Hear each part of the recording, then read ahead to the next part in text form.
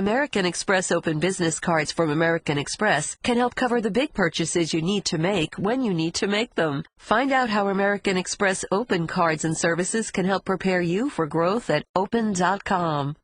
This is Larry Culpepper. I love college football so much that I went ahead and came up with the idea of the playoff for it. And the only way I can get ready for each and every Saturday of college football is by listening to the Championship Drive podcast. This is the Best of Mike and Mike podcast. Subscribe now by going to the Listen tab in the ESPN app. The Best of Mike and Mike.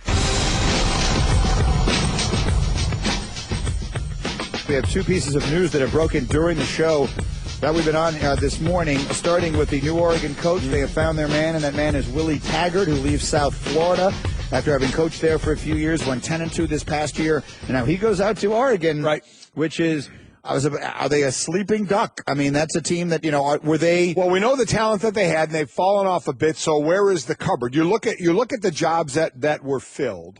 And we all say that the job Tom Herman got in Texas, he's probably got, a cupboard that's so full of what Charlie Strong and what he brought in. So you look at that and you want to see the other end of the spectrum. It's got to be because as with Taggart going to Oregon, you have Matt Rule who left Temple to go to Baylor. You want to talk about a Temple or a cabinet bear. I mean, their guys are just bailing left and right. I heard Reese Davis doing an interview before, talking about the first thing, if I were Matt Rule, is I would fire every assistant because they seem to be doing stuff behind Jim Grobe, who came in for the 1 year. Let's play that. When you mentioned that, I didn't get to see it. And if this all went on, that's it. I would do that too. I would just walk in and I wouldn't even bring those guys in and say, pack your stuff and get out. Let's hear from Reese Davis. This was him yesterday on ESPN. I wouldn't be surprised to see Baylor take a little bit of a dip, not only because of the recruiting class that I mentioned, but they lost several guys from the previous recruiting class when the scandal happened. And also, in my judgment, he needs to completely clean house of everyone associated with the Briles era at Baylor. They've shown a remarkable amount of disloyalty to Jim Grobe in his 1 year there, having things happen in the periphery, whether it was sending out tweets in support of Art Briles or people showing up post-game in the locker room without Grobe being aware. Those types of things, I think, did not speak well for the people who were left behind. And in my judgment, the first thing he needs to do is clean everybody out and start from scratch. And if he chooses to do that, that might mean a little bit of a step back. But I think ultimately, if Baylor is patient, that Matt Rule will win there and establish the type of culture that they can be proud of. And I agree. Some of those things in a vacuum don't seem like big deals. But when you go on during the season, Jim Grobe went on there to help them out. Right, went in there to help them out for that year, and certainly kept some of the staff there. And one was Briles' kid, so you understand loyalty there. His son was the offensive coordinator, so you understand the loyalty there. But that I was amazed he kept them all. That they need to clean house.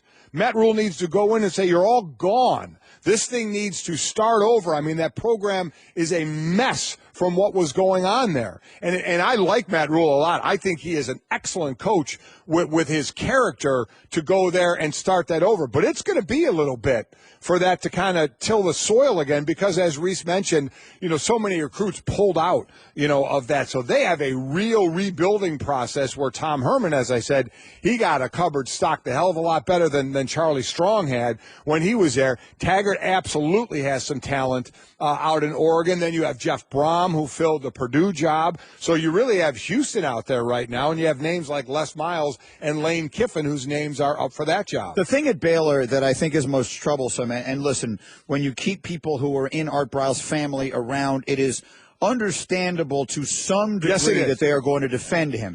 Yes. But if you look at the degree to which they did not seem, in every way at least, to fully accept the magnitude of what had gone on and the perception that the rest of the decent world has of what happened there, that's the part that's most stunning. I mean, the story about the assistant coach who pulled aside the woman who came to talk about having been sexually assaulted on another campus and to talk about that, and the assistant coach who apparently pulled her aside and berated her. Yeah. And that's the kind of thing you get rid of everybody. Everybody. Just blow it up. Blow it up, because I know we make football out like it's the most important thing in the world. Right. But at the end of the day, the first, last, and only thing that matters is that every woman who attends Baylor University feels safe on that campus and has reason to believe that the people running, the adults running that, the football program and the university value their safety above and beyond anything else. And I'm sorry, that was not made obvious through actions of people who were gone and even some now who seem to have still been there. Yeah. So that, to me, is the overwhelmingly the biggest reason why I think Reese is right. And you know what I like, what they did with Matt Rule? You're going to see what they did? They gave him a 7-year deal. I mean, because it's going to need some time. It's going to need some time to out with some, and then rebuild with others, especially, the lifeline is recruiting and what a hit it took there. So I do like Matt Rule. I think Taggart's an excellent hire out for Oregon. So we'll see what happens in Houston. We'll see, again, Les Miles, Lane Kiffin, two certainly big names that if they were to take over Houston could keep that train rolling a bit there. So time will tell. Okay, and then the other story breaking while we've been on the air this morning, Jason Pierre-Paul of the Giants, JPP, putting on Instagram a photo of himself going in for surgery. The reports we have is that it is the sports hernia surgery and that he is going to be lost for the rest of the season. Right. So not only will he not play Sunday night against the Cowboys, which we had suspected, but now they've lost him for the rest of the year.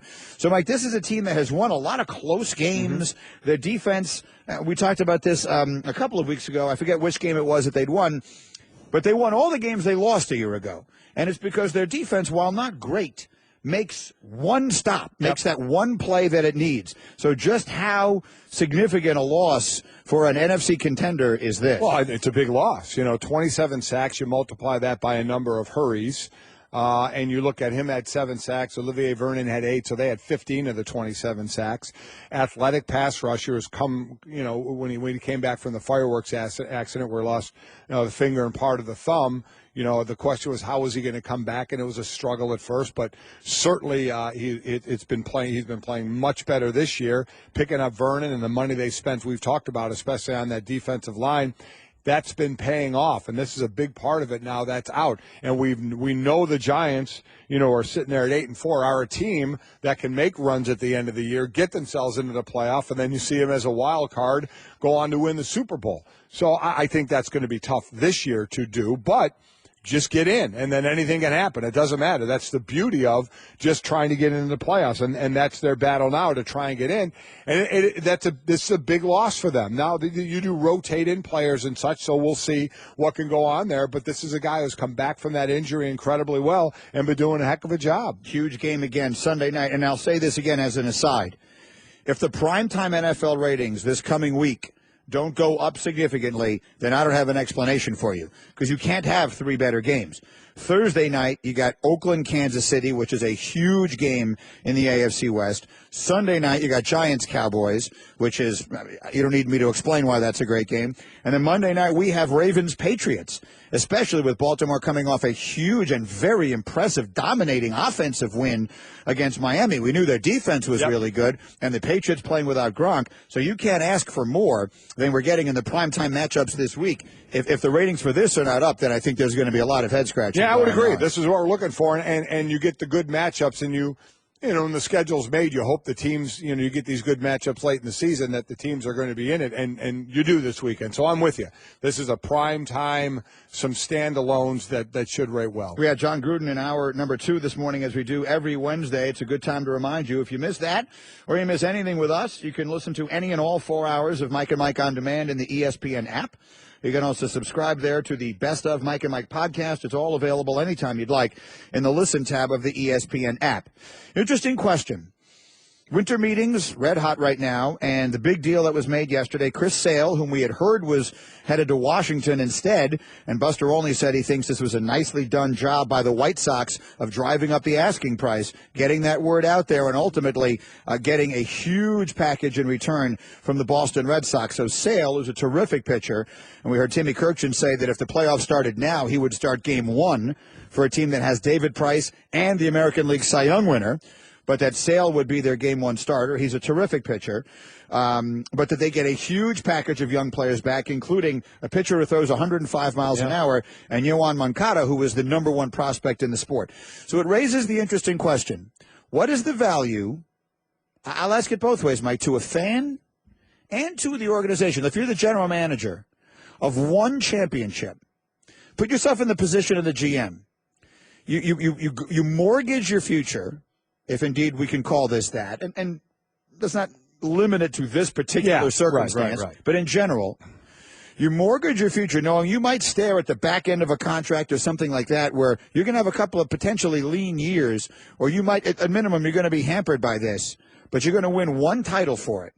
Do you do it? Yes. Well, I mean, that's what jobs ride on. That's what GM's jobs ride on. You take this chance, and if you don't do it, you're fired.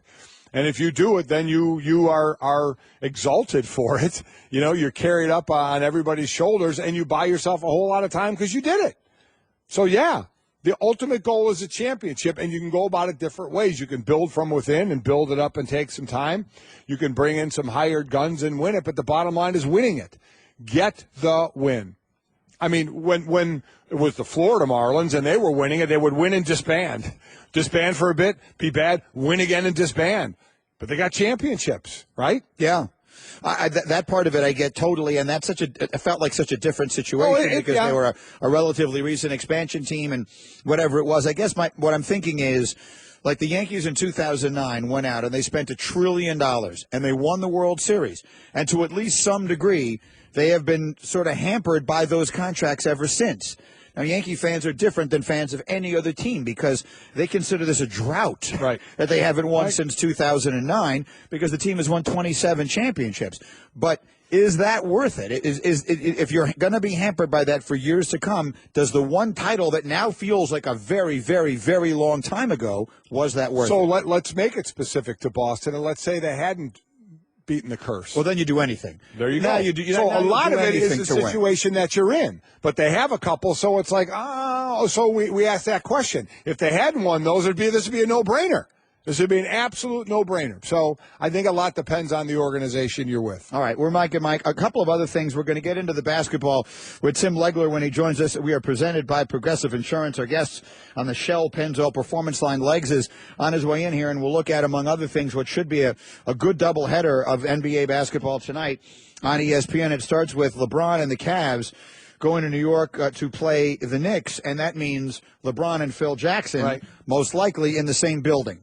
And we all recall the controversy that was created when Phil did that interview with Jackie McMullen a couple of weeks ago. He referred to the group of friends that LeBron James has had with him basically since his childhood, who now make up his business associates and businessmen of their own as a posse, and that turned into a big deal. Phil Jackson did address this. He did. And I'm actually a little surprised that he did at all. And then I'm quite surprised with the way he did it. Yeah. So he did an interview on CBS Sports Network that aired yesterday. And in talking about it, he said, that's a topic I'm not going to discuss because, one, we are not supposed to discuss other teams' players in this position that I have here. So I violated one of the tenets of our thing. That part of it I totally get. Yes. And Carmelo made that point as well when he said a couple of weeks ago at the time. Why are you talking about it? Why is he talking Why about are you talking LeBron? about LeBron? Exactly right. So that part of it we think Phil got right. Yes, that part Phil definitely got right. Why are you talking about another team's player? Then he referred specifically to the word posse, and he said, the obvious thing is the word itself carries connotation, and I just don't understand that part of it, the word. So I guess word choice could be something I could regret, but talking about other teams' players, that's out of the box. So he's definitive that he shouldn't have talked about another player, but as far as the word he used, let's be honest, he hemmed and hawed about, well, maybe the connotation, should I have used it, it carries it, I don't understand it. I don't know what you don't understand, basically, when you, as you said before, Phil defined it in his book. That's the part of this that just does not work. If you're Phil Jackson, that answer really isn't satisfactory because we read it at the time, and I'll give credit to Rachel Nichols, and because I saw it on the Jump and I saw her tweet it, that at the time that this story broke, she went back, someone may have, I don't know for certain she was the first to do it, but she is where I saw it, went back and found that in a book Phil wrote in 2004, he defined the term posse in a negative way, a derogatory way. Now, not in a racial way. It's important that we point that out. Right. And I think anyone who knows anything about Phil, the body of evidence of Phil Jackson's life, going back to when he first became famous in the 60s, I don't think there's any reason in the world to think that he is a racist, but there is no question that he uses the word posse in a derogatory way. Guys who are just hangers-on, clingers, right, who were getting the superstars their cars and whatever it was. The exact quote it was demeaning to at least some degree, and he himself defined it that way. So that's the part of it, Mike, that I don't think works here as an explanation for Phil Jackson. Is he can't really say, I don't get the connotation here, when he himself is the one who defined it. Yeah, listen, I agree. And then when he talked about, is he going to bring it up with LeBron? Basically, Phil said, no, it's water under the bridge. He said, I don't think there was anybody hurt or harmed in this situation. He says, I think LeBron's friend obviously had an issue with it. That's where I would say, too, no. LeBron's friend and their associates and LeBron had an issue with it. They all had an issue with it, and they had every right to have an issue with it. And I'm with you, and we've talked about this. I don't think people believe Phil's a racist, but there were multiple people offended by this for what LeBron, Maverick has done and the staff that he has done and what they've expanded even beyond LeBron and what they've achieved on their own. It's right there in black and white for everybody to see. So you can understand it wasn't just LeBron's friend who was put off by this. So I'm somewhat amazed at, okay, if you're going to talk about this, you didn't do yourself any favors. Not at least the part that offended people, he basically hemmed and hawed about, right? Yes, I mean he just did. I admit it. I am predisposed to like Phil Jackson and defend him. He was a player I liked when I was a kid growing up, and then I covered him for years when he was the coach of the Bulls in Chicago and I was working locally. I like him a lot. I think he's a very smart man. I think he has interests that go well beyond sports that are worth talking about and worth hearing about. Yeah. I don't think the world is a better place when Phil Jackson talks less. I think it's a better place when he talks more. But in this particular instance, I think he really is. He's just in the wrong. There's no other way about it. He's just flat in the wrong. And you just said it exactly right. His explanation of it or his non-apologetic apology for it almost makes it worse. Yeah. So I think that's the reality of the situation, and we'll see. I'm assuming he'll be at the game tonight. Mm-hmm. Obviously, LeBron will be there. Both of them have made it clear they don't have any need to talk to each other about it, so I don't expect there'll be any interaction. I don't either. Between them, and we'll just see. Or you think LeBron goes out there tonight looking to put up 50? You think? And then he'll say the over-under. And then he'll say that when he's asked if he puts up 54 tonight, and he's asked, did that have anything to do? Oh no, I'm out there playing back. You know the answer you're going to get. But inside, I can't wait to. How about this? One. If he's got 60 through three quarters tonight, he stays in the fourth. He plays the fourth quarter. Tries to stay him out. So, I'm back in the game. I still wish, and Legler's about to come in here. I'm going to ask him. I still wish that Kerr had left Clay out there. I maybe I'm on an island on this. I would not have had an issue with him leaving him out there. I would have liked it. I could see it both ways. I absolutely could see that both ways. The best of Mike and Mike. Let's talk about the man who's heading to Boston. That is Chris Sale, who brings that unusual delivery and extraordinary stuff and a fascinating personality to a Red Sox team that now clearly, I think, has the best top of the rotation in the American League. Buster Olney's at the winter meetings, and he joins us on the Shell Pennzoil Performance Line. Good morning, Robert. What's going on, guys? Well, I mean, obviously this deal is what's going on. I heard a lot of talk about the prospect that they sent in the other direction as well. Give us your thought on the trade. Well, you're right in the way you catch that, it looks like the Red Sox have the best rotation. It looks like on paper they have the best team. There's no question about that. With David Ortiz still in their lineup last year, they outscored the American League by 101 runs last year. Now you add to a rotation which already has the reigning Cy Young Award winner Rick Porcello and former Cy Young Award winner David Price and all-star Stephen Wright, Eduardo Rodriguez. You add Chris Sale, and yesterday they had made a very aggressive under-the-radar trade for their bullpen in Tyler Thornburg, and this trade clearly makes the Red Sox favorites in the American League East. And there's also no question, in the last 13 months, the Red Sox have traded a huge number of high-end prospects. Yohan Moncada, who's the headliner that you referred to, and he's like a free safety playing baseball. Great athlete, big power, tons of speed. The Red Sox paid $63 million to get him So for the Chicago White Sox, the return in this trade with Makata, pitcher Michael Kopech, who's been clocked as high as 105 miles an hour, a great return for them. Going back to what they gave up, I mean, is this just something that you do for the now? And obviously, if it pays off, it does. But, I mean, is there a little bit of breath holding as to if this doesn't work, what we gave up for this?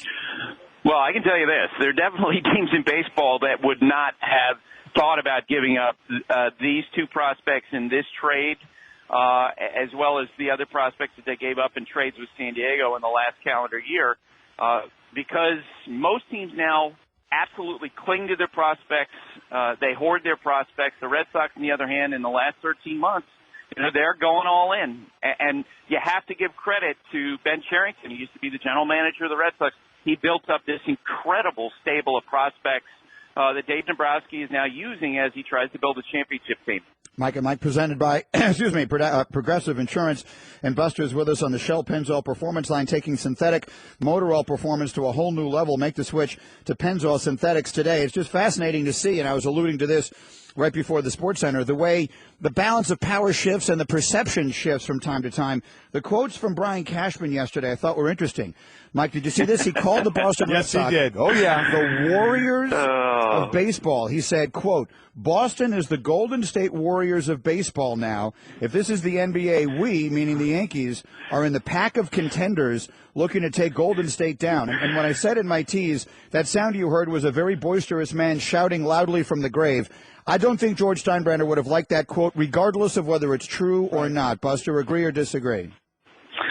Totally agree with you. And knowing George Steinbrenner, a trade for someone as prominent as Chris Sale would have spurred a call to action. Today the Yankees would be looking to acquire two All-Stars in trades out to the Red Sox.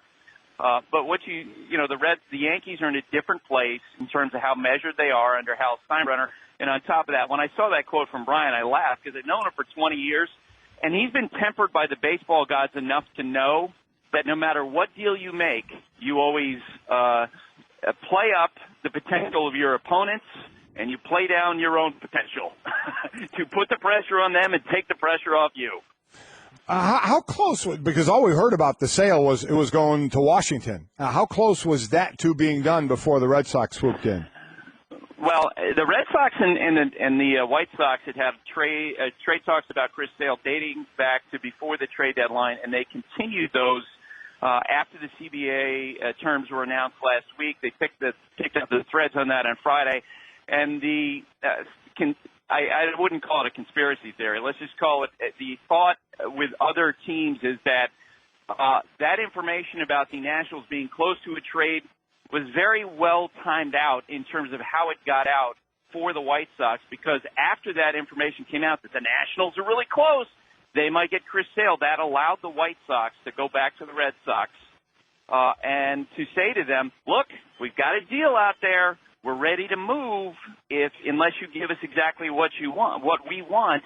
And so on Tuesday morning, the White Sox and the Red Sox talked again, finished out the deal, and at 11:30, the White Sox had two great offers in hand to choose from. Mike and Buster Olney, who is a long-standing member of the Baseball Writers Association of America, and I wanted to ask you one quick sort of off-the-topic question about that. Buried amidst all of this news yesterday was a story that I saw that said that going forward, the baseball writers' ballots for the Hall of Fame are going to all be made public. In the past, that's always been something you could choose to make public. You didn't have to. Now they're all going to be made public. And I would just be curious, Buster, if you would guess that will have any impact at all on the chances of, let's just call them the steroid guys, and we all know who we're talking about, on the chances of those guys ever getting into the Hall of Fame. I don't necessarily think that rule change, which was something that should have been in place years and years ago, will necessarily improve their chances. But I do think that we are seeing a glacial-type softening, melting of the feeling about this, the Roger Clemens and the Barry Bonds, players like that, because I think over time you're seeing writers look at the ballot with more perspective as they realize that in all likelihood they probably have already voted in a former PED user, and now some of the people who were in management, like Bud Selig, are also being voted in. And as we talked about in the past, The whole institution of baseball, including the media members, contributed to the rise of the steroid problem. When your business is construction and you get a big job that has to be done in record time, you need to get the ball rolling, which means all of a sudden you're looking to buy enough sheetrock and lumber, steel, and other materials quickly. Business cards from American Express Open can give you buying power to help cover the big purchases you need to make when you need to make them. Find out how American Express cards and services can help prepare you for growth at open.com. The Jets just did not show up to play against the Indianapolis Colts, and everyone wants me to stop talking about it, so I'll let these be the final words that we have for this week. What was your interpretation of what we saw from a Jets team that just they should be better than what they put out there on the field a lot of this year, and certainly on Monday night? What did you take away? Well, I was obviously disappointed. They had come in there, as you know, Mike, with 3 tough losses in a row, close, hard-fought losses at Miami. The Rams game was 9-6. They lose in the closing minutes to New England. There wasn't a lot of upbeat, positive vibe coming out of there. I was concerned coming into the game, but you love to watch teams in adversity. I really love watching teams. We saw Green Bay in adversity thrive. And the Jets, they just look like they took a dive in adversity from the very beginning, and it's disappointing. But a lot of their best players are struggling this year. I think Muhammad Wilkerson is hurt, in my opinion. I don't want to speak for anybody else, but he doesn't look like he's the same player at all. Darrelle Revis has had a number of injuries. He hasn't played like the Darrelle Revis we all know. They've had huge quarterback problems this season. And when you combine those things and the fact that the Brickashaw Ferguson, one of the game's best left tackles, retired, and they had that tough schedule, there's some real dark gloom right now, unfortunately, in the Jets. In a general sense, whether it was when you were a head coach or an assistant coach, and we all know, if anybody who's been around football long enough, you have seasons that don't go well. I was trying to take people into the week of preparation of where the change can start, which can make a Sunday performance bad by players coming to the end of the year of a bad year, maybe not preparing as well. Did you see that in your years as an assistant coach or a head coach where that would start to change during the week of a bad year of preparation? Yeah, absolutely. It's a tough business. You have high expectations when the season starts. You know that, Mike. Everybody has huge expectations, a lot of hope.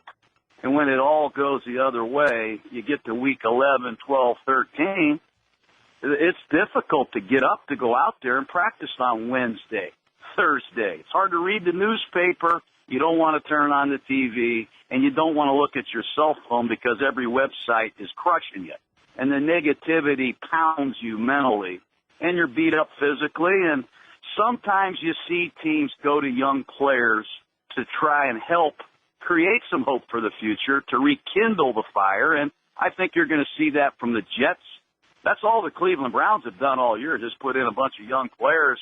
That's why they do play hard, but I think the Jets are going to infuse some youth, and it starts at quarterback with Bryce Petty. Mike and Jon Gruden. And then on the other side, I don't know if we should interpret what we saw as the Colts getting their protection problems together. But for the first time this season, for whatever it's worth, Andrew Luck was not sacked more than once. That's obviously a positive. We have a 3-way tie atop that AFC South, all at 500. Houston, Tennessee, and Indianapolis. You've obviously know all these teams. Generally speaking, which one do you like best? Of those 3 teams, which do you think is the best, and would you project going forward to win the division? Well, I'm going to go with the Colts. You know, I've been criticized. I think if there's one guy that I could pick right now to come back and coach a quarterback, it would be Andrew Luck. And you give him a running game, you give him a defense, you see what he's capable of doing. He is a guy that can do it all. They've already beaten the Tennessee Titans twice. So if it is a tiebreaker situation, Colts win that. I just think they can score. I'm concerned with the Texans' ability to score enough points to beat anybody. And if Clowney's hurt, we already know J.J. Watt is out.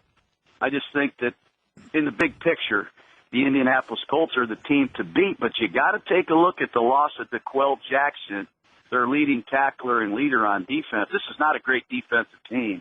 and you take away DeQuell Jackson, I don't know who's going to play linebacker for Indianapolis. Yeah, suspended for 4 games. And we had Matthew Stafford on yesterday, and unfair to ask him the question that everybody asked or things they say, is it a better offense without Calvin Johnson, the Hall of Famer, with the offense that they have right now? But I can ask you, is this Detroit Lion offense running better without Calvin Johnson being the main target as opposed to now where there's a bunch of targets?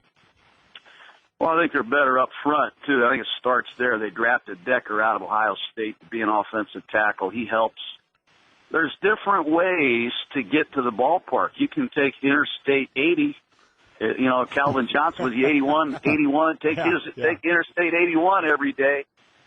Sometimes, you know, having other people contribute is good, not only for, you know, getting it done, but just good for the whole attitude of the team. People look forward to coming to work because they know they're going to contribute.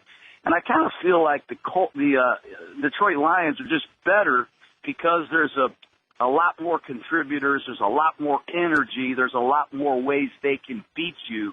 And the ball's coming out so much quicker with Matt Stafford, and he's doing it without a running game. Mike and Mike, Jon Gruden. So let's go through the primetime games. If the ratings aren't all up this week, then I don't know what to make of it because each one has a great game. We have Raiders-Chiefs tomorrow night. The Cowboys and the Giants play Sunday night. And then your game, John, Monday night is the Ravens and the Patriots. So I want to start with Oakland and Kansas City. A lot of people are starting to get excited about the Chiefs.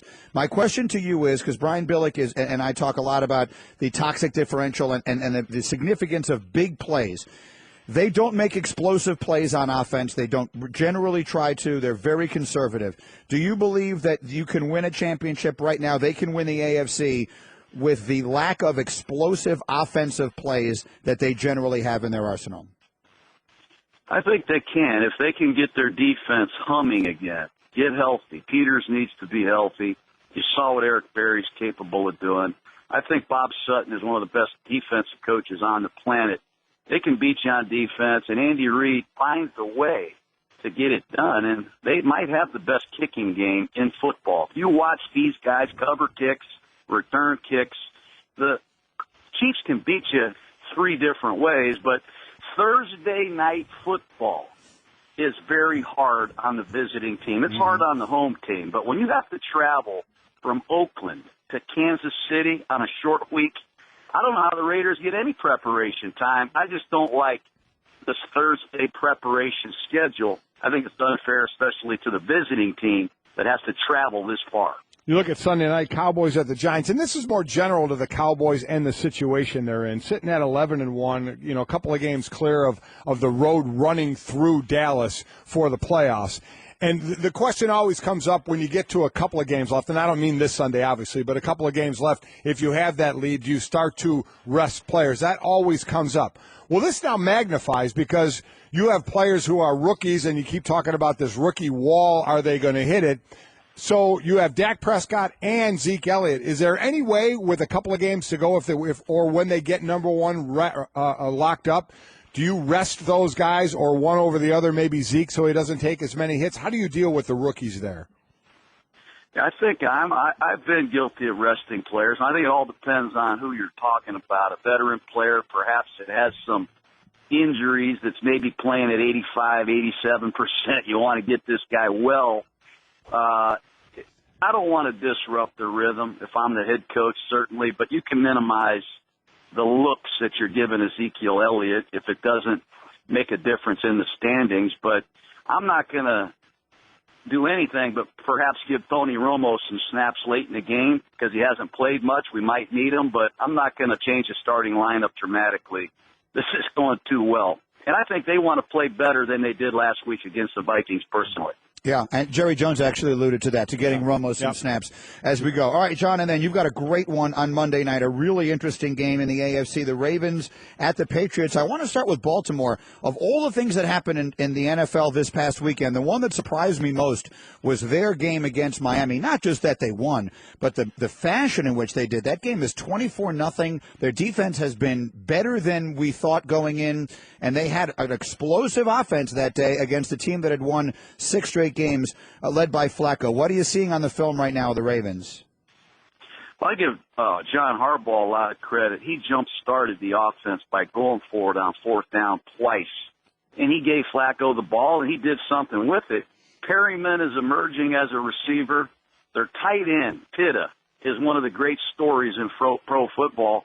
I thought they'd be in trouble. They lost Ben Watson. They lost Max Williams at tight end. But Dennis Pitta has come on and really been a factor in the middle of the field, coming off all these injuries. And they are playing great football on defense. Dean Pease does an excellent job, and they're getting significant contributions from this rookie class. At the end of the day, this might be one of the best draft classes, including the college free agents, that Ozzie Newsome's had in a long time. I'm with you, though, on Pitta. What a great story. People thought he was done playing, and now the weapon that he's turning into again, and an offense that certainly could use those weapons. And then for the Patriots, not so much for this game, John, but overall, you know, we keep talking about, you know, they don't have Brady the first 4 games. They're still 3-1. Gronk had missed some time this year, and now he's gone for the rest of the year. Just going forward and what everybody expects New England to do and always able to game plan and overcome things, is there a point where you just say, you know what, it might just be too much when you lose a guy like Gronk? I call it the Patriot way, Mike. You see it every year. Their ability to adapt is as good as any team, perhaps in the history of the league. You see a fullback plan for them. Very few teams use a fullback. His name is Devlin. He's out of Brown College. Then you look at them, and they're using an extra offensive lineman to play tight end. They're getting Chris Hogan involved. Here's Malcolm Mitchell, number 19, a rookie, making huge plays. And it all comes back to the quarterback. The man is unbelievable. He audibles. He gets out of trouble. He still has incredible quickness in the pocket.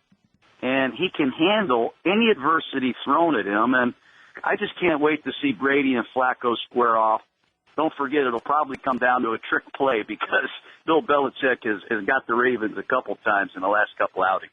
All right, so we certainly look forward to that. Should be a really good one. Ravens and Patriots on Monday night. John, as we let you go, let's see if this is better.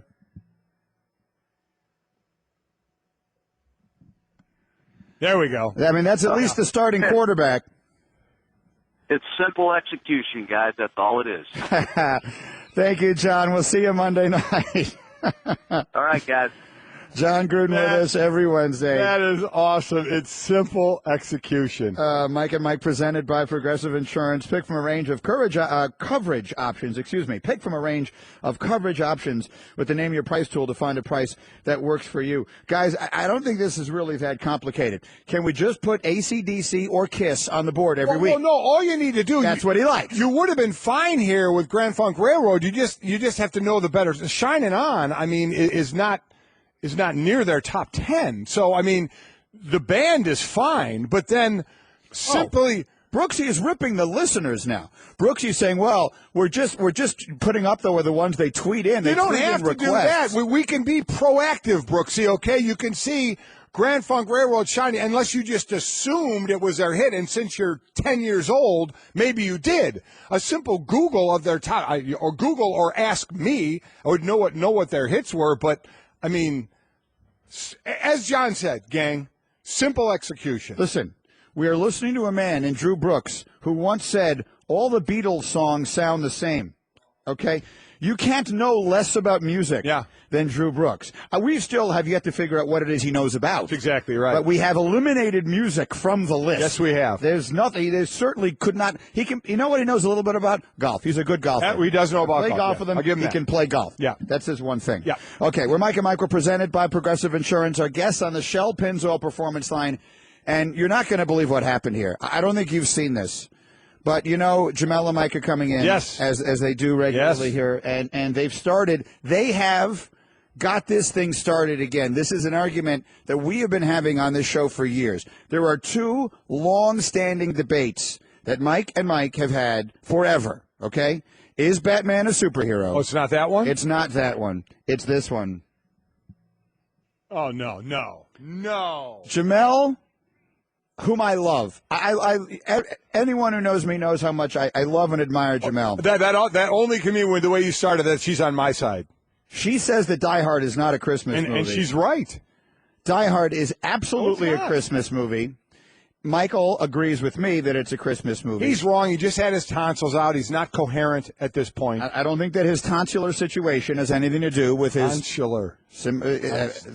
That's a word. Don't look it up. And then. So the point is that Die Hard is a Christmas movie, and I've had to educate you to this many times. Absolutely not. To make something a Christmas movie, Christmas doesn't have to be the sole focus of the movie.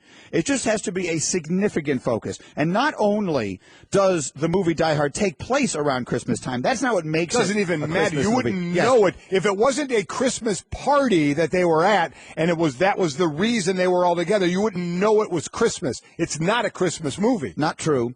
The fact that it's Christmas comes into the plot on multiple occasions. It weaves its way in and out. And maybe most importantly, the whole concept of the significance of him being with his wife, being with his family, wanting to be there for Christmas, it sort of informs the entire spirit of the movie. Absolutely Christmas looms over the film in its entirety. It is a brilliant, Die Hard is a much better movie than I think it frequently gets credit for being. It's not just an action movie. It is a great movie. I agree with that. Well, listen, I love it. And it is a Christmas movie. I love it just as an action movie, and there's no way on God's green earth it's a Christmas movie. Yes, it is. It's ridiculous to even think of it. No, it's not. Because it's a Christmas party setting, so it's the only reason you have a group of people so they can be held hostage and killed one at a time around a Christmas party. That's the only reason Christmas is involved in this. I mean, there is, especially with the dude going in, to our boy Alan Rickman, who was phenomenal as Hans Gruber, trying to negotiate the deal and catching a bullet for it. There's nothing Christmas about shoot the glass. Okay? There just isn't. That particular line, there's nothing Christmas about. A Christmas movie. By the way, someone just said in my ear, spoiler alert, that movie is 30 years old. Yeah. Okay? I'm sorry, there is a statute of limitations on this sort of thing. Yeah, it's 29 years and 6 months, okay? Die Hard is a great movie. It is a Christmas movie. Not. We have the question up. Now we're going to have to do a poll. They're coming on in an hour, so let's do an hour poll. We are doing a poll that will wrap up roughly. This is a great moment in the history of Mike and Mike. I just got a tweet. Yep. It says Die Hard is a Christmas movie. Whoever said it is wrong. M. Golic, JR57. Yeah.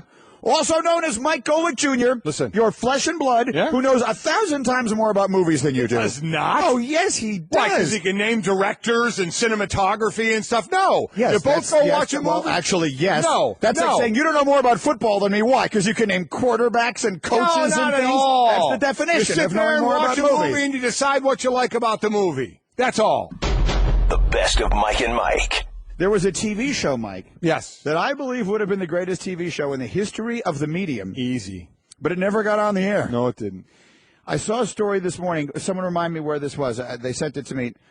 Chris Mannix's podcast. That Kevin Garnett, when they decided to break up the Celtics, before Paul Pierce talked him into going and continuing his career in Brooklyn, was going to retire, and he pitched a show to Showtime in which he, Kevin Garnett, who never went to college, was going to go to college. He was going to go to college and live in a dorm and just be a college student, which he'd never been before, and just have cameras follow him around all the time, and it would have been a reality show. And I'll tell you right now, that would have been the greatest show ever. Well, I don't know if I'd go that far. Oh, come on. I wonder if it would have been like Back to School with Rodney Dangerfield, where he'd just make this huge, these dorm rooms and be living, high up the hall. Kevin Garnett, who at one time had the biggest contract in the NBA. So he's got hundreds of millions of dollars and did not go to college, but is a really interesting, insightful guy. Mm-hmm. I can see him being interested in going to class. Not only do I think that the social dynamic of having an NBA superstar who's in his mid-30s living in a college dorm would be entertaining. Yes. But I also think that seeing him, like the classes that he was taking and the way he was learning and all that sort of thing would be interesting. He's an interesting, smart guy. I would say the same thing about Kobe. So you Kobe would never think set foot that on show would be interesting to watch Kevin Garnett go sit in a classroom. No, small parts of it. Like to hear him having discussions, whatever. I mean, what if his interest, like you like philosophy, right? Yes, Who's your favorite philosopher again? Kierkegaard. Yeah. Makes me laugh every time you say that. What? But I don't know why. It's just funny. What? But anyway, wouldn't you like to see like a small discussion group Did you actually take philosophy? Yes, I did. I minored in Yes. philosophy. So you had like a small discussion group, Yes. and you would have like a bunch of 18-year-old kids, and then you would have 35-year-old international superstar, famous, rich Kevin Garnett, and they're discussing Kierkegaard. You don't think that would be interesting? That wouldn't be the whole show, but I do think that would be an interesting part of it. I think it would be an interesting What else is part going to of be the exciting? show. What else is going to catch your eye? Him going to the calf? Well, yeah, just Whoa! living like a What did he order? I mean, you don't think that Kevin Garnett living in a college dorm would be interesting? Kobe Bryant, LeBron James. You know what would pick be? any of the guys who never went to college and send them to college. Okay, so now he's sitting in a dorm. Do we think he's having a dorm party with 18-year-olds? Yeah. Do you think that's what's going on? Well, that's what everyone else is doing. I doubt he's doing Who's that. his RA? Can you imagine being Kevin Garnett's RA? He's 20 years older than his RA. Walking in and setting some of the rules. The only thing entertaining is if he was in the cafeteria and the next thing you heard was food fight. Right. That would be entertaining. Well, I'm but in. It's not going to happen. Did that actually happen when you were in college? No, that Did you happened. have food fights? It happened in Animal House. Oh, I understand that, but I mean that was a movie. That was entertaining. That was an entertaining college movie. So the point that you're making is you would not be entertained by seeing a show think so, no. where you have this entire generation. By the way, if anyone tries to tell me that that's a spoiler alert on Animal House, I'm getting up and I'm leaving. Okay? That movie came out when I was 10. Anyway, the point of it is this. Yeah. No, I find nothing entertaining about that. Oh, I totally Nothing. disagree. No, you still have not named anything entertaining for me. I'll tell you who I think. I think. Remember A-Rod? During the year that he was suspended, went back and took business classes. I think he got an MBA. Thank God they didn't make a show out of that. I'm sorry, I don't see it very entertaining. I'm not saying that negatively toward Kevin Garnett. Insert former great athlete here and put him back in school. I don't find that entertaining. I'm not going to lie to you. Yeah. If you went back to college. Yeah. And you actually have a college diploma, No, don't you? I have a diploma. I graduated from Notre Dame. I'm sure that they're extremely proud of that.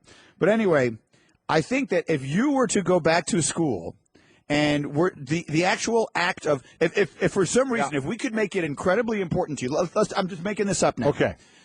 There was it would be $5 million if you could actually go back to college, and we'll pick a couple of interesting subjects, and you would have to get all A's, but the professors would have to be grading you like they genuinely grade everyone else. And if you could get an A in 4 legitimate college classes, and we could mutually choose the classes, you would get some amount of money that actually meant 4 classes in one whole semester. Well, I use yeah. That's how many I would take. How many did you take? 12 okay, hours. it's 4, right? Yeah, okay. yeah, 12 So you would take, because my school had trimesters, Right, so it was a little different. We didn't do hours. We had to take usually 15 hours is what we took. We didn't do it by hours, but Yeah, whatever. all right. The point, we had to do 4 credits per trimester. So you would have to go, and the professors would have to legitimately grade you like everybody else, and you would win some amount of money that legitimately mattered to you, $10 million, if you actually got all A's. And we could just follow that, and you, and I think it would be fascinating. What would be, if I had to get all A's? Yeah. What would be fascinating? The discussions, listening to you talking. Forgetting that, of me studying, that would be I would be studying my butt off to try and win the 10 mil. But what's every exciting week, about that? We can edit down those hours in the library I into understand like 4 that. minutes, and then we could go through other 4 things. minutes of me studying would be boring TV. 4 minutes of you. I'd like to just see all the different times you would change position. Oh, it'd be a different lot. parts of the room you'd go to. I'm on a couch. I'm at a table. I'm on the upstairs. floor. I'm downstairs. I'm eating this I'm snack. drunk, I'm I'm having that sober. snack. Okay, and that too. Yeah. Living like a college student again, I but could just actually see. having to get. This isn't. It's just a great idea. Yeah, going back to the Kevin Garnett thing, again, I keep going into the cafeteria. Boy, just seeing, I don't know, him standing there and go, should I have the pancake or the waffle? That would be riveting TV. Riveting. Was that the extent of your Yeah, thought? pretty there? much, Okay, yeah. sorry. Riveting I TV. thought you were building to something. Yeah. I'm Andy Katz, along with my co-host Seth Greenberg. On the latest edition of Courtside with Katz and Coach G, we're going to be joined by North Carolina head coach Roy Williams, Baylor head coach Scott Drew, and Purdue's Matt Painter. That's all on Courtside. Join us. Let's bring in a person who I think it's pretty much safe to say has officially arrived as the single coolest person in sports. It's Doris Burke, who joins us on the Shell Pennzoil Performance Line. Good morning, Doris. Good morning, gentlemen. All right, let's ask the question that I think everyone really wants to get to the bottom of. We got tons of NBA conversation to have with you. We've got the biggest game of the women's college basketball season on the schedule tonight. But what the heck is going on with Drake? I mean, that's really the big question. This whole Drake thing with the shirt and the dinner invitation and everything else, it was a topic of conversation here for basically 2 days. We actually can go directly to you. What's going on here? Well, I would tell you that your question was my 22-year-old son's question when he saw the shirt as well. So what the heck is going on, Mom? And I said, son, I have absolutely no idea. Listen, here's my take on it. I had a couple of Toronto Raptors games in the playoffs early. Drake was not in Toronto. He was watching the games. And during the Eastern Conference Finals, his seat location, guys, was maybe 3 or 4 rows in front of mine. And he literally stands up in a TV timeout during the Eastern Conference Finals, points at me, makes a heart, and points again. And so, of course, I look behind me like, who's Drake looking at? And I turn back around, he sort of shakes his head. So I interpreted at that moment like, hey, you're pretty good at this basketball thing. And so, fast forward 6 months later, I'm at my daughter's. She's in law school at Villanova. I'm at her apartment, and we're cooking dinner, and my phone starts to blow up. And that's the extent of my knowledge. I plead no other knowledge, gentlemen. All right. Well, that's fair enough. I mean, it's one of the coolest little celebrity things I've seen happen in a very long time. It is a very cool thing. Yeah. Having your face on the shirt like that. It's a neat thing. So you'll let us know if dinner ever happened. Maybe you take the whole crew to dinner, get everybody, have them buy dinner for everybody. Listen, I don't talk out of school. You will know nothing. All right. Let's go into it. Let's go into all of the NBA action, and then we'll get to the game, the women's college game. This is about the biggest game that we will have, that you could have right now, and it should be fascinating to see which way it goes. But let's start with what we're seeing in the NBA. And so it's been a year early on with enormous individual performances, and I want to start with Russell Westbrook. I predicted before the year began that he would average a triple-double, and I did that mostly just because I thought he was going to be extraordinarily angry about the defection of Kevin Durant, and I just wanted to say something outrageous. Now I'm actually starting to think it might happen, and I'm hearing other people say so. Do you think Russell Westbrook might actually average a triple-double for the season? Well, I think the way he's playing, he's certainly capable. The hardest piece of it for him, obviously, from the guard position would be rebounding the basketball.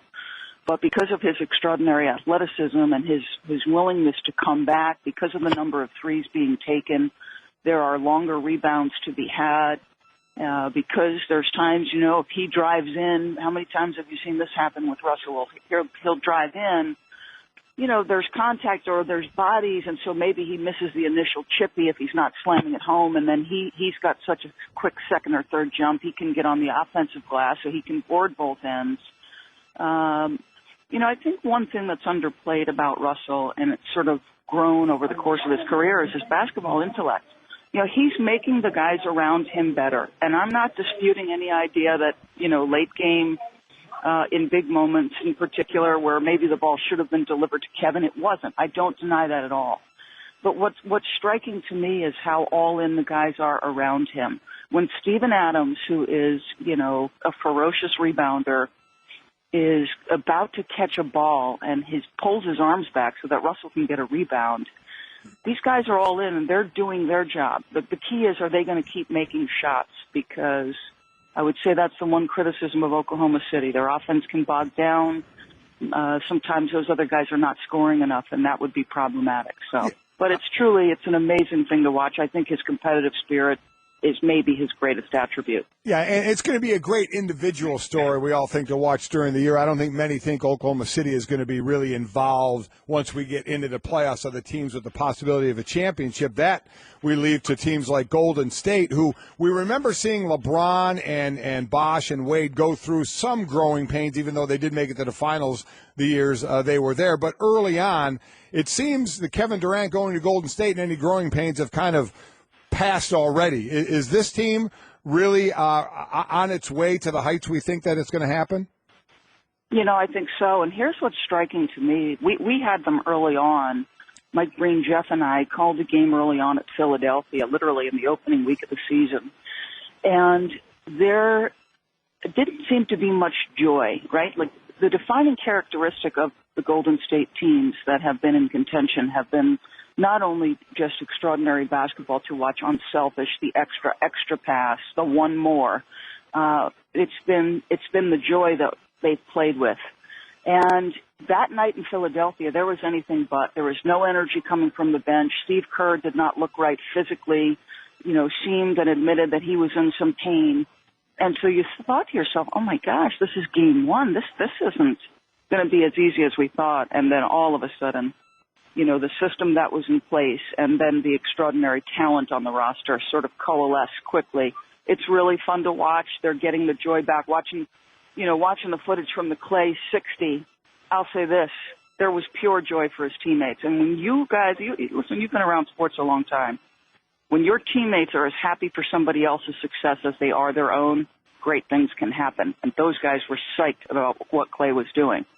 I agree with you, and maybe I was sort of on an island on this thing yesterday. I thought they should have left him in. I'm not sure what would have been bad sportsmanship about leaving the guy in the game. That would almost be suggesting that the Pacers are incapable of stopping him. It's one thing to be trying to run up the score. It's another just to leave a player in the game who's playing great. Did you have an issue, or would you have had an issue with Steve leaving Clay in the game to play the fourth quarter? I would not have had an issue, and what I kept thinking of was, could you imagine if Phil Jackson or someone tried to take Kobe Bryant out at that point when he was rolling? No way. Yeah, I'm on your side. I'm glad that you said that. And out of the Warriors, it's obvious they're great, and it's obvious they're, at this point, a favorite. What is the Achilles heel? If something ultimately beats them, Doris, what's it going to be? I'm sorry, Mike, I didn't hear it. I'm at an airport with some noise. No problem. Yeah, we all recognize how good the Warriors are, and they are the favorite to win the whole thing. But if they don't, what is the Achilles heel? What will it ultimately be that beats them? Yes. I think that if somebody, and you're seeing the San Antonio Spurs play with more size, I think if somebody, could exploit the size that they have, you look at the front line of San Antonio with Kawhi and with Powell and with LaMarcus. At the 3, 4, and 5, they're really big. And if they could make use of that size and sort of continue to deliver the ball and just, sort of take over the painted area, as Hubie Brown might say, and could you expose them on the backboards and could you expose them defensively? Now, I don't know that Golden State's not going to try to get another piece. That'll be the interesting part of this, before it's all said and done. I know one thing Steve Kerr said he felt like he needed initially was another guard, which I thought was fascinating. He doesn't want to see Clay and Steph and those guys on the floor late game if it is a blowout because of long-term fatigue. I'm not sure they're going to stand pat. I don't know if teams will want to. That'll be really fun to watch. Well, as Doris Burke, again, you heard her say she's in an airport. She's on her way to South Bend, Indiana, where in 1 versus 2 tonight, Connecticut and Notre Dame women's basketball. Notre Dame, AP was number 1 to start the season, hasn't lost a game, and somehow we're passed by Connecticut, which was preseason number 3, who was also undefeated. So Connecticut losing the top 3 players last year, went 1, 2, 3 in the draft. People thought maybe they'd be down a little bit this year. How is this game looking? What's striking to me, and I think we all had our perception skewed a year ago by the way Connecticut mowed down their opponents and because of the ease with which they did it. They do not win that easy. All 5 players that are on the floor, and they're only about 6 deep, actually maybe 7, but it's much harder. In possession ball games, you're not sure where the ball is going. It's a little bit more of a grind. To use a Gino Auriemma term, they have to zig and zag a little bit. They're trying to minimize their exposure on the post. They've battled foul trouble, so it's just a lot harder. And I say this only half jokingly, like we need a complete reset if Connecticut were ever to win the championship. I'm opposed to the notion a year ago that their dominance is bad for the sport. Completely opposed. What they did last year was beautiful. It was beautiful basketball. It was pure. It was fun to watch. But there are other teams, and I would count the Irish among them, that are deeper and as talented. And I don't know how much the Gino Auriemma factor is worth in a game. I could never quantify it with points. But he's the best coach in the country, and it's by a wide margin. But I like the Irish's chances. As always, they're an incredibly good offensive team. They've added some really nice young pieces. I talked to Muffet 2 nights ago, and she is really excited by Jackie Young, big-time athlete, can fill up a box score. You know, they've got experience at point guard position with Lindsay Allen. I think the Irish win this at home, I think. But I'll tell you, the Connecticut, I don't know whether it's the Aura or the Oriema, but it's pretty special. Well, I'm going to find out tonight. It's 7 o'clock Eastern time on ESPN2. Again, UConn has won 82 consecutive games. Could the streak come to an end tonight? Doris, travel safe. We always so appreciate the time. Thank you. See you soon. Thanks, Doris. Thanks for having me, guys. Doris Burke with us on Mike and Mike, presented by Progressive Insurance. I think she may be the coolest person in sports. You know what we need here, Mike? We need a wager. You need to bet somebody on this game. No! She just picked Notre Dame. No! We just picked Notre Dame. We need you to make a bet. Lobo every year once it gets to the NCAA now tournament. you finally have a chance. I still owe her from last year. You finally have a chance. Notre Dame. Doris just said she thinks that Notre Dame is going to win. UConn has been unfairly good the last few. People have suggested they're too good for the sport. And I don't the even last care few about years. the 82-game winning streak. Notre Dame is used to breaking winning streaks. Right. So, This is Digger Phelps all over again. They broke UCLA's you know who's streak, and now awfully they can do silent? it. Rebecca Lobo. She's awfully silent out there. Where is she? I don't know. Get Rebecca on the phone. Oh, We need. Are you willing to make a bet? No. Well, then I don't understand what you're saying. I just was saying it to say it. I'm tired of losing bets. But now you have one you might actually win. I know, but then I might not. And we still haven't had the pieing that's gone on here. There's a lot of things. That's on Magic's G6. That we're missing. Yeah, we got to get Magic Johnson over here. Anyway, that game is tonight, 7. Great basketball tonight on the family of networks. We got the NBA doubleheader on ESPN, which starts with LeBron at the Garden. Right. And we have the women's college basketball game of the year to this point, and maybe all year, with Notre Dame against UConn. Again, the UConn women with an 82 game winning streak. It's unbelievable when you think about it. Okay, let me get a couple of other things in here. All right. I asked Buster Olney a question earlier this morning. There was a little tiny story yesterday amidst all of the news coming out of the baseball winter meetings. Obviously, the big story is the trade of Chris Sale to Boston, and the Red Sox gave up a lot. They gave up the best prospect in baseball, plus a pitcher who throws 105 miles an hour. So the White Sox may have made out very well in that deal. And then buried in the fine print, if you will, coming out of the winter meetings, was a change in the way the voting for the Hall of Fame is done. Right. The Baseball Writers Association of America has always, their members vote for the Hall of Fame, and their ballots, if you will, have always been private. They don't have to reveal whom they vote for. Now, many of them, I was about to say most of them, I'm not sure if that's accurate or not, do tell you. I mean, our guys generally all do, and most of them I do. I think most writers who write for newspapers will publish, but not everyone does. So I have two questions. One, will that change the way the steroid guys are dealt with now that everyone has to vote and you have to make it public? The second, will it now mean we have the first ever 100% vote, which is to say, who wants their ballot to be made public and say, yeah, I didn't vote for Derek Jeter. I didn't vote for Mariano Rivera. Right. I didn't vote for whomever it is that would seem to be the ultimate no-brainer. And their only reason being, well, nobody else has been 100%, so I'm not going to. You're going to have to give a reason is the point. It's going to be their dumb reason. I guess. Yeah. So my question would be, do you think that will happen? Will that be a byproduct of this? Again, it's going to have to be, do you, well, I guess it comes down to the individual. I mean, you obviously are doing that vote with a reason. So, and even when guys are left off the ballot and we get mad at a voter, a lot of times that person says who they are as well. Yeah. And we end up knowing their name and ripping them or whatever. So I don't know how big a deal this is because we usually find out both positively and negatively what the votes are anyway. Well, who was it that got in? Was it Junior who was like insanely close to being unanimous? 3 votes short. It's funny. I think I should remember this, but I don't. Do we know who the 3 votes came from? Did those 3 voters make themselves public? That's what I don't remember. Right. So that's the question. Do those 3 writers now? That's interesting. Now that everyone is going to know who they are, do they not do that? That to me is the interesting one because I think as far as a steroid, it's going to have to be a change of the train of thinking, and I think eventually we are going to get there. I just think it's almost accepted that some people aren't going to make somebody 100%. I think it's ridiculous.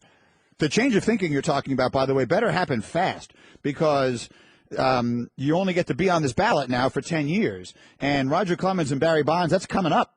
That's coming up. Yeah. So unless this change in line of thinking results in also ex post facto changing that rule and saying, because of the extenuating circumstances, we're going to vote these guys in 18 years later. They got to make that decision pretty soon.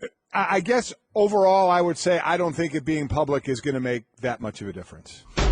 The best of Mike and Mike. Let's talk basketball with our buddy Tim Legler, who's in our studio here. And I was just looking it up quickly because you were a three-point champion. And but first of all, good morning, Legs. How are you? Good morning. It's good to see you guys. And I'm trying to see, very quickly, I was scouring through it. I know that you went head-to-head with Steve Kerr. Did you ever face Bird in the three-point shooting contest? I never faced Bird. In fact, not only in a three-point contest, never in a regular season game. He was finishing up with his back stuff when I was just starting my career. I did have a phenomenal memory of being the only guy out on the court with him before a preseason game shooting. He was at one end, I was at the other. He's my favorite athlete of all time, so I'm looking down there and I'm like, this is Larry Bird, man. You got to be kidding me. At one point, I kind of gravitated toward that end because we were both notorious for shooting way before everybody else because you wanted that solitude to be out there by yourself.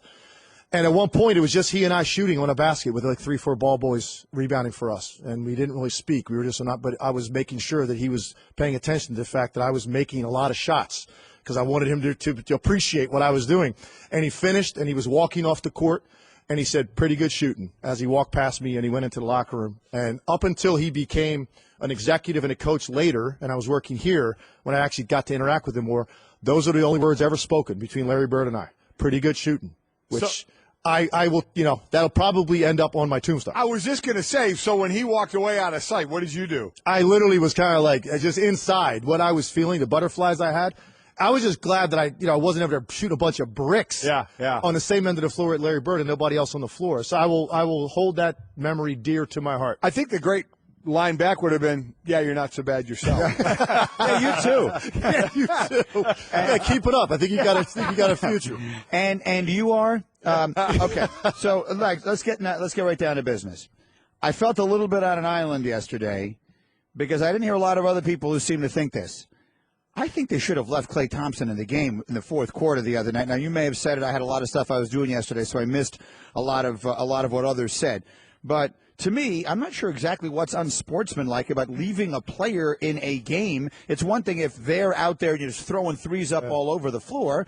But, I mean, it's an NBA game. They're playing an NBA team, and everyone knows why they're doing it because only two players have ever scored 80 in a game, and maybe he could do it.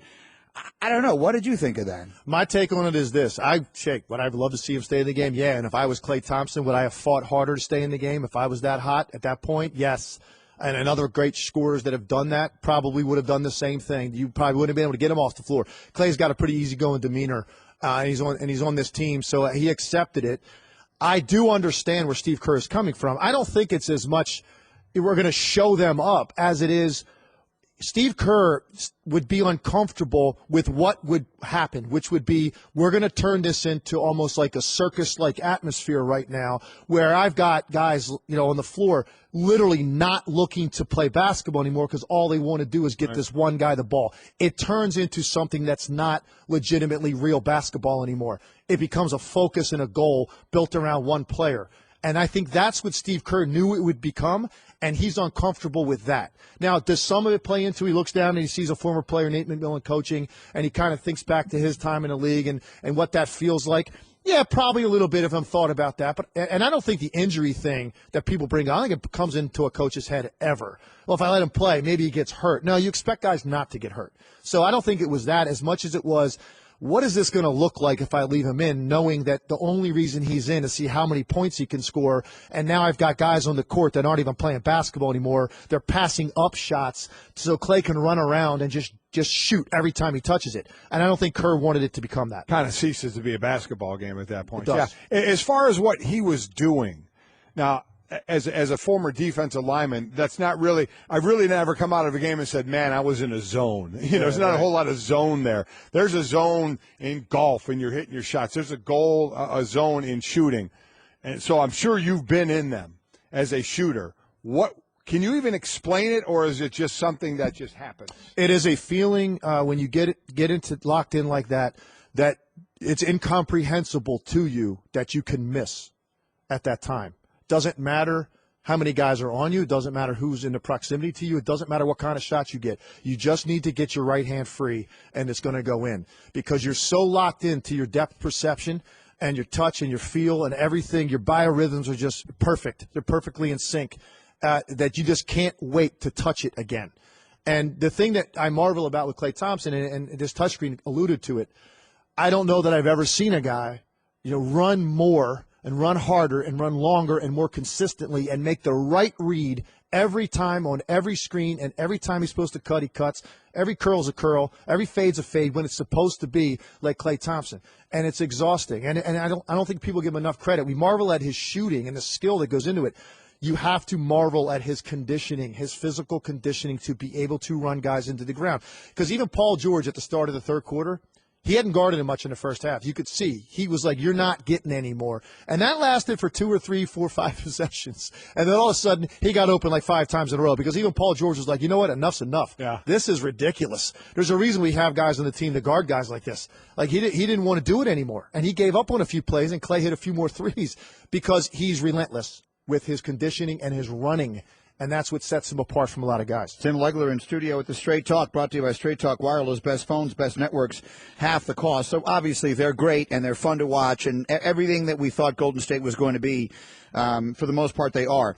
So I'll ask you this. What is the Achilles heel? If something ultimately does beat them, what is it? If they don't win an NBA title or get out of the Western Conference, let's say they lose in the conference finals, one of those two things happen, it will be, assuming no catastrophic injury, it will be because at a critical time in a playoff series against maybe the Spurs, maybe the Clippers, whoever it ends up being, at a key moment in like a 2-1 series, they are in a tight game late and they go for the kill shot every time down the floor. That's when they're susceptible, and a perfect example of it was the double overtime game they lost to Houston, which by far is the most entertaining game in the league this year. They shot 14 threes in the last 15 minutes of the game. I think 5 of regulation and both overtimes. They shot 14 threes in 15 minutes.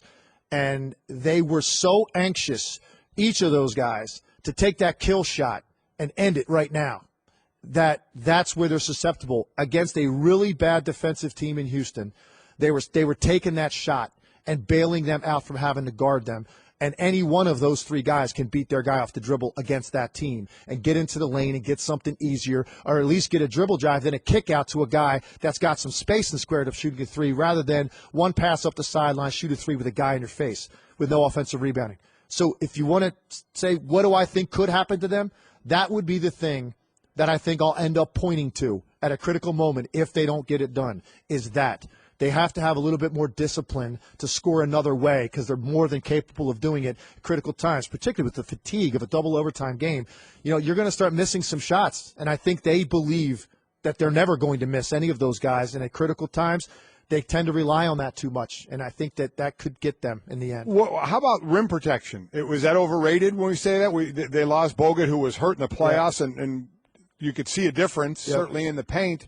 How much can they, when we get into it for real, into the playoffs, can that be an Achilles heel? Yeah, it's definitely not the same defensive team they were the last 2 years. You don't have Bogut, who's always in the way, and a rim protector, and he's just such a lane clogger. Azili was athletic, above the rim defender. You don't have that anymore. It's a problem on certain nights, but what they're showing you is they're so good offensively that's not going to matter as much. That won't be why that they don't win a championship, because they can't protect the rim. Because even when you watch the Cleveland Cavaliers, right, and LeBron and Kyrie are in there quite a bit, but Cleveland shoots a lot of threes too. That's the way they're designed now. So that won't be the reason. Their offense can overcome that, but they're definitely not the same imposing defensive team that they were the last 2 years. They're just so good offensively, you don't notice it as much. That's a remarkable statement you're making if you think about it. What you're pointing out is not really a weakness. Like, I'm looking for an Achilles heel, and you're saying, well, they need to have more discipline and all that. My point is, that's not really a weakness you can attack. There's nothing there that you look at and you say, all right, well, we're Cleveland, we're the Clippers, we're the Spurs. We're going to beat them because we're going to expose this weakness. That's really, if that's their biggest weakness, that's really an enormous statement. Think about what we're talking about with this team offensively now when those 3 guys are on the court together. First of all, you got the perfect 4th guy in Green to facilitate, and just his role and what he does is perfect fit for these guys. But there's never been a team in the history of the league that, clearly Steph and Klay, I think we would all agree, are the 2 best shooters in the NBA. No question about it. Durant's up there. He's in the top 5. It's just pure shooters. Forget about scorers. It's pure shooters. So now, at any time on a given possession, the ball is going to end up in the hands of one of the best shooters in the league, and in some cases that have ever lived.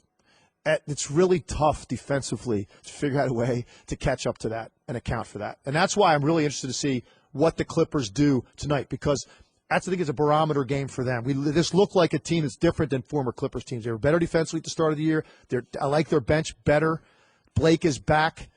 If the Warriors go and roll 125, 130 on them like it's nothing, I think that's a very telling sign tonight. So that's from the team aspect. How about individual? What do we make of Russell Westbrook, and do you think he can do it, average the triple-double, and then what will that say about him to you? Yeah, I'm actually now, I said he was going to be the MVP before the year. I didn't think he'd average a triple-double, but I thought he'd be up there. I'm actually at the point now I think he is going to do this, barring an injury. And the reason is this. The hardest component is the rebounding. You establish your numbers in the first 2 months of the year. Now, if he was at like 9.5 right now, and he's got another 15, 20 games, to get to that midpoint, and he's still under 10, it's not going to happen. Right. Because you then have to have monster rebounding games to get that thing to jump even a tenth. When you're at 10-8, and he could push that thing to possibly maybe 11 by January 1st, that needle doesn't move very much the last 40 games. And so you can have a 5-rebound night, a 6-rebound night, and it doesn't even move it. So I think now he's going to do it, because the points obviously is easy. The assists, because he's got the ball so much, and he's got enough guys on his team that can score around him. I'm pretty safe with that as well. The rebounds were always the big X factor. It's hard to control that. He's done it at such a level this early in the year. He's establishing that number, and that's the key. And now I actually believe he is going to do this, but I still don't think he's going to win the MVP unless they win 45 games and make the playoffs. Number 1 Alabama faces 4th-ranked Washington, followed by number 2 Clemson versus 3rd-ranked Ohio State. The College Football Playoff, New Year's Eve at 2 Eastern on ESPN and on ESPN Radio.